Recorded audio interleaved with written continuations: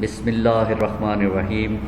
Syed Zamir Ashraf Hasni Gilani, Pacific group of colleges Multan campus سے آپ کے سامنے اردو لیکچر نمبر 5 سال اول کے ساتھ حاضر ہے۔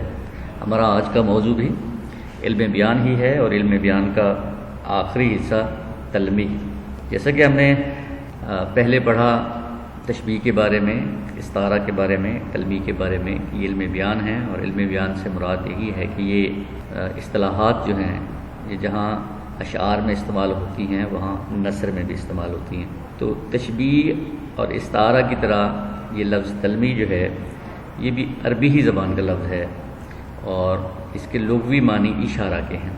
اصطلاحی جو اس کے معنی ہیں وہ یہ ہیں کہ اصطلاح میں وہ لفظ یا ترکیب جو کسی قرآنی آیت، حدیث نبوی صلی اللہ علیہ وسلم، تاریخی واقعہ یا کسی قصہ کہانی کی طرف اشارہ کرے، تلمیح کہلاتی ہے۔ یعنی ایک لفظ ہوتا ہے یہ، اور اس ایک لفظ کے پیچھے پوری کوئی کہانی بیان کی جاتی ہے، پورا کوئی قصہ ہوتا ہے۔ وہ قصہ جو ہے وہ کوئی قرآنی قصہ بھی ہو سکتا ہے، کسی قرآنی آیت کا حصہ بھی ہو سکتا ہے، کوئی تاریخی واقعہ بھی ہو سکتا ہے، کچھ حدیث کا حوالہ بھی ہو سکتا ہے۔ جیسے دیکھیے کہ مثال میں آپ کے سامنے پیش کرتا ہوں۔ بے خطر کود پڑا آتش نمرود میں عشق، بے خطر کود پڑا آتش نمرود میں عشق، عقل ہے محو تماشائے لب بام ابھی۔ اقبال کی غزل کا یہ شعر ہے، اور اس میں اب دیکھیں کہ اس کا جو پہلا مصرع ہے اس میں تلمیح استعمال کی گئی ہے، اور وہ تلمیح کیا ہے؟ آتش نمرود۔ لفظ ایک ہے، یعنی ترکیب ہے آتش نمرود، یعنی نمرود کی آگ۔ اب اس کے پیچھے ایک پورا واقعہ موجود ہے، ایک پورا قصہ موجود ہے، قرآن مجید میں موجود ہے کہ حضرت ابراہیم جس بستی میں رہتے تھے، وہ بستی جو ہے وہ بت پرستوں کی بستی تھی، اور حضرت ابراہیم کے جو چچا تھے آزر، وہ بت بنایا بھی کرتے تھے، بت گر بھی تھے۔ تو ان کا جو بت خانہ تھا وہ بتوں سے بھرا ہوا تھا۔ تو ایک خاص موقع پر وہ سارے بستی کے لوگ جو کہ بت پرست تھے وہاں سے چلے گئے کسی دوسرے علاقے میں، اور سوائے حضرت ابراہیم کے وہاں کوئی اور نہ رہا۔ تو حضرت ابراہیم نے اس بت خانے میں جا کر اپنے کلہاڑے سے سارے کے سارے بت توڑ دیے، صرف ایک بڑے بت کو بچا رہنے دیا، اور اس بت پر، اس بت کے ہاتھ میں یا اس بت کے کندھے پر اپنا کلہاڑا رکھ دیا، جس سے آپ نے باقی کے بت جو ہے توڑے تھے۔ بستی والے جب واپس آئے اور وہ اپنے عبادت خانے میں گئے، اپنے بتکدہ میں گئے جہاں انہوں نے بت رکھے ہوئے تھے، وہاں گئے، تو وہ یہ دیکھ کر رنجیدہ ہو گئے، افسردہ ہو گئے، اور شدید غصے میں آ گئے کہ ان کے جو خدا تھے وہ سارے کے سارے ٹوٹ پھوٹ کا شکار ہو کر زمین پر بکھرے ہوئے تھے۔ اب اس بستی میں صرف ایک ہی شخصیت تھی، ایک ہی شخص تھا جو بت پرستی کے مخالف تھا، یہ بتوں کو خدا نہیں مانتا تھا، اور وہ تھے حضرت ابراہیم علیہ السلام۔ تو سب نے کہا کہ یہ ابراہیم کی کارروائی ہے، اس نے ہمارے بتوں کو توڑا ہے۔ تو جب ابراہیم کو اس الزام میں پکڑا گیا تو بستی کے لوگوں نے کہا کہ تم نے ہمارے بت توڑے ہیں۔ تو حضرت ابراہیم نے کہا کہ دیکھیے کہ آپ اپنے بت خانے میں دیکھیے کہ جس نے بت توڑے ہوں گے اس کے پاس کوئی علامت بھی ہوگی، تو آپ کا بڑا بت جو ہے وہ اس وقت صحیح سالم ہے، اور اس کے ہاتھ میں کلہاڑا ہے یا اس کے کندھے پر کلہاڑا ہے، تو یقیناً اسی نے ہی چھوٹے بتوں کو توڑا ہوگا۔ تو یہ سن کر بستی کے لوگوں نے کہا کہ یہ بت تو حرکت نہیں کر سکتا، یہ آگے نہیں بڑھ سکتا، یہ آگے نہیں جا سکتا، تو یہ کیسے چھوٹے بتوں کو توڑ سکتا ہے؟ تو حضرت ابراہیم مسکرائے اور کہا کہ جب یہ آپ کے بت جو ہے اپنے آپ کو بچا نہیں سکتے، حرکت نہیں کر سکتے، یہ بڑا بت جو ہے اپنے چھوٹے بتوں کو بچا نہیں سکتا، تو یہ خدا کیسے ہو سکتا ہے؟ یہ تمہیں کیسے بچا سکتا ہے؟ یہ تمہاری حفاظت کیسے کر سکتا ہے؟ یہ تمہیں روزی کے وسائل کیسے دے سکتا ہے؟ یہ تمہاری مدد کیسے کر سکتے ہیں جو اپنی مدد نہیں کر سکتا، جو اپنے آپ کو نہیں بچا سکتا؟ یہ بڑا بت جس کے آگے تم جھکے رہتے ہو، جس کے تم ماتھا ٹیکتے رہتے ہو، یہ اپنے چھوٹے بچوں کو نہیں بچا سکتا، تمہیں کیسے بچا سکتا ہے؟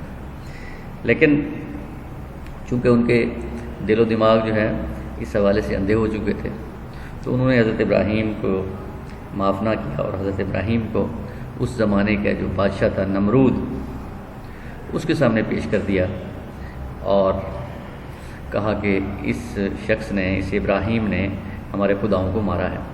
نمرود بذات خود اپنے آپ کو بھی خدا ہی کہلواتا تھا، تو اس نمرود نے حضرت ابراہیم کو کہا کہ آپ یا تو اپنے گناہوں کا اقرار کر لیجئے اور قوم سے معافی مانگیے، یا پھر دوسری صورت میں جو ہے میں تمہیں زندہ آگ میں جلا دوں گا۔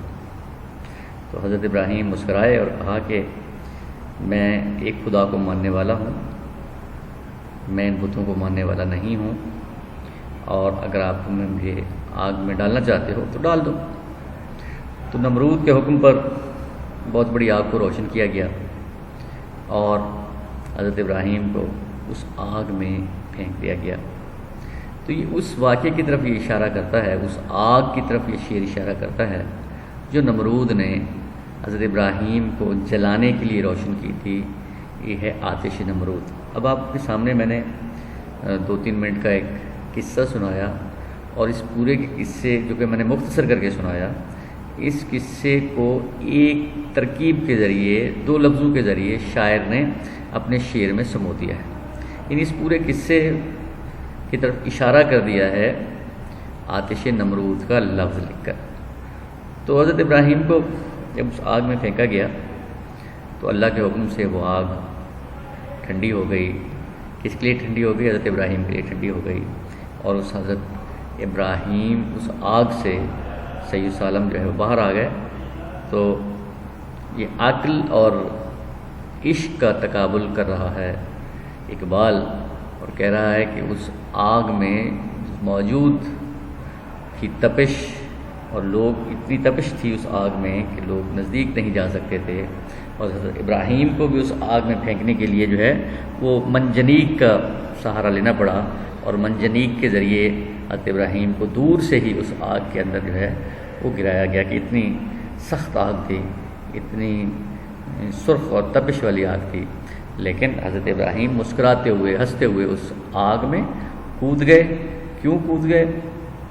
اس لیے کہ ان کا جو جذبہ عشق تھا، جو اللہ سے جو ان کا عشق کا جذبہ تھا، ان کو یقین تھا کہ اللہ کی اگر یہی مرضی ہے کہ میں اس کے عشق میں یا اس کی خاطر سے آگ میں جل جاؤں، یہ آگ مجھے مار دے تو بھی میں اس عشق کی خاطر مجھے قبول ہے، اور اگر اللہ چاہے تو مجھے صحیح سالم اس آگ سے بچا سکتا ہے۔ اور ایسا ہی ہوا کہ حضرت ابراہیم علیہ السلام اس آگ سے جو ہے وہ بغیر کسی تکلیف کے باہر آ گئے۔ تو یہ جو عشق نے جس آگ میں کودنے کے عمل میں بغیر کسی ہچکچاہٹ کے اس آگ میں کود گیا، تو عقل اس بات پر حیران ہے، کیونکہ عقل سوچتی ہے نفع اور نقصان کو۔ عقل وہی کام کرنے کی کوشش کرتی ہے جس میں انسان کا فائدہ ہو۔ تو بظاہر تو عقل یہی سوچ رہی تھی کہ یہ آگ میں کودنا جو ہے نقصان کا باعث ہے، لیکن جذبہ عشق نے حضرت ابراہیم کو جو ہے ہنستے کھیلتے، ہنستے مسکراتے ہوئے اس آگ میں کود جانے کا جو کود گئے حضرت ابراہیم، اس کی بجائے عشق کی وجہ سے، اللہ سے عشق کی وجہ سے۔ تو عقل اسی بات پر حیران ہے کہ کیسے جو ہے وہ عشق اس آگ میں گیا۔ تو یہ آتش نمرود تلمیح تھی، اور میں نے آپ کو سمجھایا کہ تلمیح کیا ہوتی ہے۔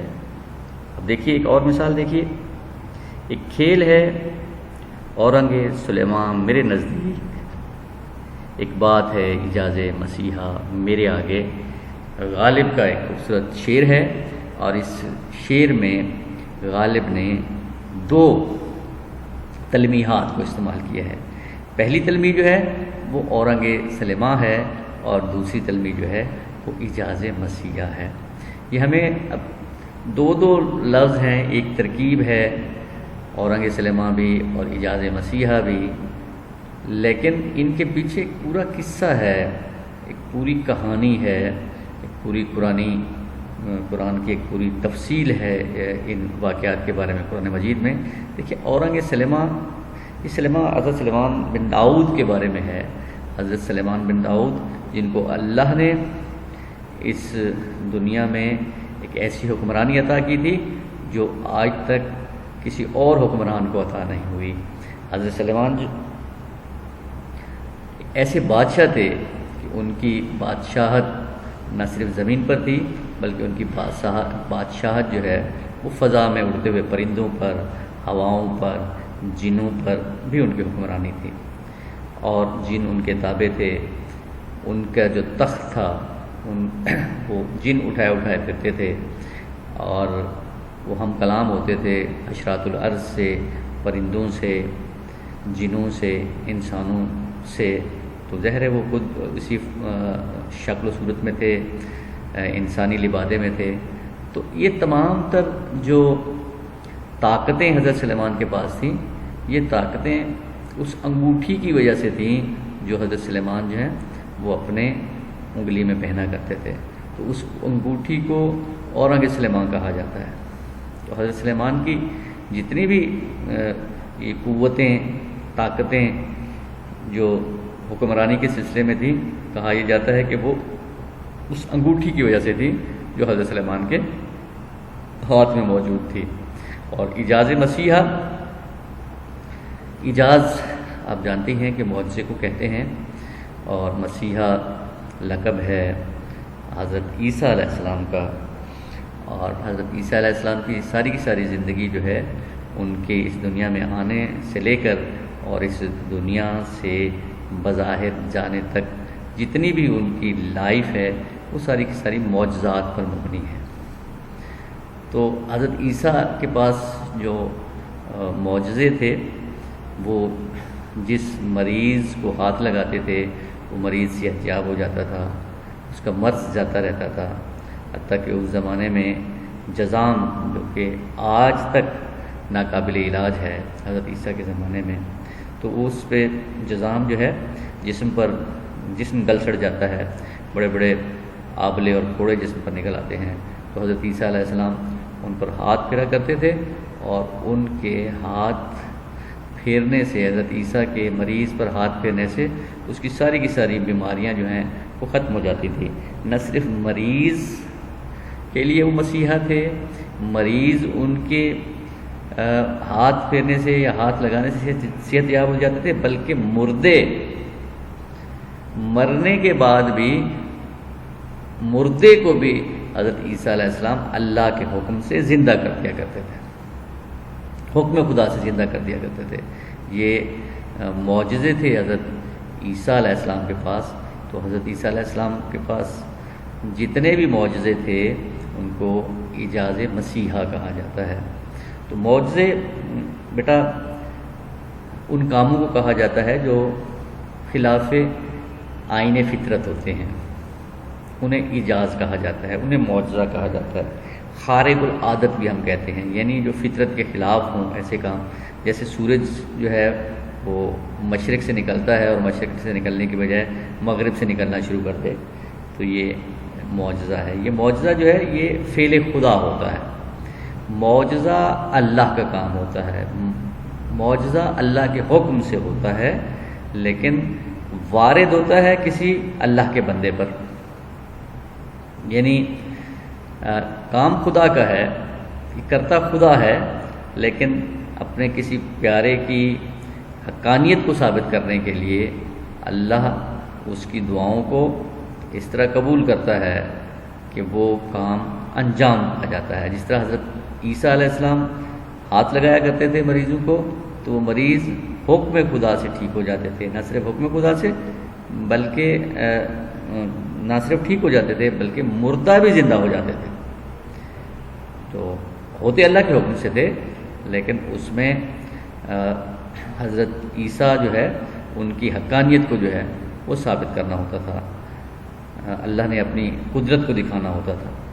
تو ایجاز مسیحا دو لفظوں پر مشتمل ہے، لیکن یہ اشارہ کر رہا ہے حضرت عیسیٰ کے تمام معجزوں کی طرف۔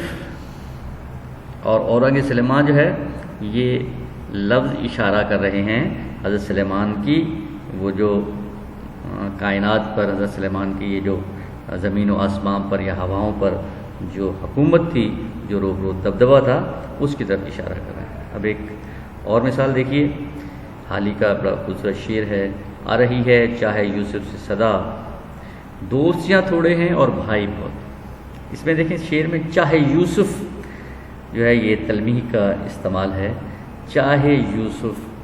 چاہ کہتے ہیں بیٹا کنویں کو، وہ کنواں جس میں حضرت یوسف کو ڈالا گیا، اور آپ نے یہ قصہ سنا بھی ہوگا، قرآنی قصہ ہے، حضرت سورت یوسف میں بڑی تفصیل سے درج ہے کہ کس طرح حضرت یوسف کے بھائیوں نے یوسف سے حسد کرتے ہوئے، حضرت یوسف سے حسد کرتے ہوئے حضرت یوسف کو ایک کنویں میں پھینک دیا تھا، ان سے چھٹکارا حاصل کرنے کے لیے، ان کو مارنے کے لیے، ان کو قتل کرنے کے لیے۔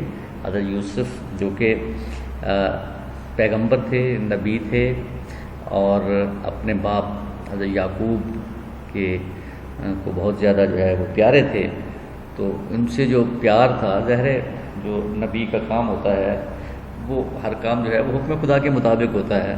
حضرت یعقوب حضرت یوسف کو اگر پیار کرتے تھے باقی بھائیوں سے زیادہ، تو یہ حکم خدا کے مطابق ہی تھا۔ تو حضرت یوسف کے اندر جو قابلیت تھی، جو تابعداری تھی، جو فرما برداری تھی، تو اس کی بنا پر بھی حضرت یعقوب جو ہے حضرت یوسف سے لو لگاتے تھے، پیار کرتے تھے، اور ان کے دوسرے جو بھائی تھے وہ جلتے تھے حضرت یوسف سے۔ تو ایک دن انہوں نے حضرت یوسف کو اپنے ساتھ بکریاں چرانے کے لیے لے گئے، اور جنگل میں جا کر حضرت یوسف کو اس کنویں میں پھینک دیا، اور حضرت یوسف کا پیرہن اتار کر، ان کا قمیض اتار کر اس میں ایک بھیڑ کو یا بکری کو ذبح کر کے اس کا خون لگا دیا، اور واپس آ کر اپنے باپ کو کہا کہ یوسف کو بھیڑیا جو ہے وہ کھا گیا ہے، اور یہ ہمیں اس کا خون آلود جو ہے یہ کرتا ملا ہے، یہ پیرہن ملا ہے، تو ہم یوسف کو وہ بیٹھے ہیں۔ تو حال ہی یہ کہنا چاہ رہا ہے کہ وہ چاہے یوسف جس میں حضرت یوسف کو پھینک دیا گیا تھا، حضرت یوسف کو ان کے بھائیوں نے قتل کرنے کی نیت سے ڈال دیا تھا، اس سے چھٹکارا حاصل کرنے کے لیے، تو وہ کنواں سے یہ صدا آ رہی ہے۔ وہ کنواں ہمیں کیا بتا رہا ہے کہ اس دنیا میں دوست تھوڑے ہیں اور بھائی بہت ہیں۔ یعنی بھائی جو ہیں یوسف کو مارنے والے باپ کی طرف سے ان کے سگے بھائی تھے، ان کے بھائی ہی تھے جنہوں نے حضرت یوسف کو، اپنے برادر کو کنویں میں ڈال دیا تھا، مار دیا تھا، قتل کر دیا تھا۔ تو یہاں مخلص لوگ اس دنیا میں کم ہیں، اور اس طرح کے بھائی جو برادر یوسف کہلاتے ہیں۔ برادر یوسف بھی بذات خود ایک تلمیح ہے، یعنی وہ بھائی جو دشمنی کرے، وہ بھائی جو نقصان پہنچائے، اسے برادر یوسف کہا جاتا ہے۔ تو چاہے یوسف یہاں پر تلمیح ہے، چاہے یوسف وہ کنواں جس میں حضرت یوسف کو ڈالا گیا تھا، تو اس کے پیچھے حضرت یوسف کی وہ ساری کہانی موجود ہے، ان کو کنویں میں ڈالنا، اور اس کے بعد اللہ کے حکم سے ایک فرشتے کا اس کنویں میں حضرت یوسف کی حفاظت کرنا، اور پھر ایک وہاں سے گزرتے ہوئے، اس کنویں سے گزرتے ہوئے ایک قافلے نے جب اپنا ڈول ڈالا اس کنویں میں اور پانی نکالنے کی کوشش کی، تو اس ڈول کے ذریعے، اس برتن کے ذریعے جو ہے حضرت یوسف جو اس کنویں سے باہر آ گئے، اور اس قافلے کے سردار نے حضرت یوسف کو غلام بنا لیا، اور مصر کے بازار میں جا کر حضرت یوسف کو بیچ دیا، اور اس وقت کے مصر کا جو وزیر اعظم تھا اس نے حضرت یوسف کو خرید کر اپنے پاس رکھا، اسے ان کی پرورش کی، پالا پوسا، اور پھر یہ کہانی آگے بڑھتی ہے۔ حضرت یوسف زندگی کے مختلف مراحل سے گزرتے ہیں، اور حضرت یوسف پر ایک الزام لگتا ہے، حضرت یوسف کو سزا ہو جاتی ہے پھر اس سزا جو ہے وہ مؤخر ہو جاتی ہے، اور حضرت یوسف اللہ کے حکم سے ترقی کرتے کرتے آخر ایک دن مصر کے وزیر اعظم بن جاتے ہیں، مصر کے حکمران بن جاتے ہیں، اور پھر اللہ کے حکم سے حضرت یوسف دوبارہ اپنے جو قبیلہ ہے تو اپنے والدین سے دوبارہ جا ملتے ہیں، اپنے والد سے جا ملتے ہیں۔ یہ پورا قصہ اور یہ پوری کہانی قرآن مجید میں سورہ یوسف کے عنوان سے موجود ہے، تو آپ ضرور اس کو پڑھیے گا، تلاوت کیجیے گا اس سورہ کی، اور اس کو ترجمے سے پڑھیے گا۔ تو ایک لفظ ہمیں پوری کی پوری کہانی سنا رہا ہے، اسی کو تلمیح کہتے ہیں۔ تو بیٹا تلمیح آپ کو سمجھ میں آ گئی ہوگی۔ اب تو ایک تھوڑا سا کام آپ کے ذمے ہے، ایک اسائنمنٹ ہے، اور اسائنمنٹ یہ ہے کہ آپ کو کچھ اشعار میں اسکرین پر آ رہے ہیں، تو ان اشعار میں استعمال کیا گیا ہے، تلمیح استعمال کی گئی ہے، کوئی ایک ایسا لفظ ہے جس کے پیچھے پوری ایک قصہ اور کہانی ہے۔ دیکھیے ایک شعر ہے، زیر زمین سے آتا ہے جو گل 100 زر بکف، قارون راستے میں لٹایا خزانہ کیا۔ اس پورے کے پورے شعر میں اب آپ نے تلاش کرنا ہے کہ اس میں وہ کون سا لفظ ہے جو جس کے پیچھے پوری کہانی موجود ہے، تو ایک پورا قصہ موجود ہے، یا یہ لفظ قرآن مجید میں آیا ہے۔ تو یہ آپ نے تلاش کرنا ہے، کوشش کرنی ہے تاکہ ہم نزدیک سے نزدیک تر جو ہے وہ پہنچ سکیں۔ یہ آپ کی اسائنمنٹ ہے، کوشش کیجئے۔ اس میں دیکھیے کہ اس میں جو ہے زیر زمین جو ہے وہ اس کے پیچھے کوئی قصہ ہے، یا گل 100 زر بکف کے پیچھے ہے، یا لفظ قارون کے پیچھے کوئی قصہ ہے۔ تو یہ آپ کا کام ہے اس کو تلاش کرنا، اس کو ڈھونڈنا۔ ایک اور شعر دیکھیں، غیرت یوسف ہے یہ وقت عزیز، میر اس کو رائے گاں ہوتا ہے کیا۔ تو یہ بھی شعر ہے، اس میں میر تقی میر کا ایک شعر ہے۔ تو اس میں دیکھیے کہ کون سا جو لفظ ہے جس کے پیچھے موجود ہے پورا ایک قصہ، ایک کہانی، اور جو ہمیں یہ بتا رہا ہے کہ یہ لفظ جو ہے یہ بطور تلمیح استعمال ہوا ہے۔ ایک اگلا شعر دیکھیے، اس میں بھی تلمیح ہی استعمال ہوئی ہے، کمزور براہیم ہے اس دور کا شاہد، کمزور براہیم ہے اس دور کا شاید جاتے ہی نہیں بت میرے خانہ دل سے۔ نوجوان شاعر، ابھرتے ہوئے شاعر پروفیسر حفیظ اوج کا یہ شعر ہے، بڑا خوبصورت شعر ہے۔ اس میں بھی موجود ہے، ایک تلمیح موجود ہے، ایک قرآنی قصہ موجود ہے، اس میں ایک پورا واقعہ موجود ہے۔ تو دیکھیے، تلاش کیجئے کہ اس میں کون سا تلمیح کون سی ہے، کوشش کریں آپ، اور اگر نہیں مل پا رہا تو پھر ہم اس کو ڈسکس کریں گے بعد میں، آپ ہم سے فون پر رابطہ کر کے ہم سے پوچھ سکتے ہیں۔ اب دیکھیں ایک اور شعر ہے، ایک ناوک نے اس کی مژگاں کے طائر سدرہ تک شکار کیا۔ یہ ناوک کہتے ہیں تیر کو، اور مژگاں کہتے ہیں پلکوں کو۔ محبوب کے حوالے سے بات ہو رہی ہے کہ اس کے محبوب نے کے جو پلکیں تھیں وہ اس تیر کی طرح تھیں کہ اس نے کس کو شکار کر لیا، تیر نے کس کو شکار کر لیا، طائر سدرہ تک شکار کیا۔ تو اس میں بھی آپ نے دیکھنا ہے کہ وہ طائر سدرہ جس کو شکار کیا گیا کون ہے۔ تو یہ تلمیح ہے۔ سرسبز جو درخت تھا وہ نخل طور تھا، صحرا کے ہر نہال کا سایہ بھی نور تھا۔ اس شعر میں بھی بیٹا تلمیح کا استعمال ہوا ہے۔ آپ تھوڑی سی کوشش کریں، ٹرائی کریں، دیکھیں، الفاظ پر غور کریں، اور دیکھیں کہ کسی لفظ کے پیچھے کوئی قصہ، کہانی، کوئی قرآنی آیت، کوئی حدیث اگر آپ کو ملتی ہے تو یقیناً وہ تلمیح ہوگی۔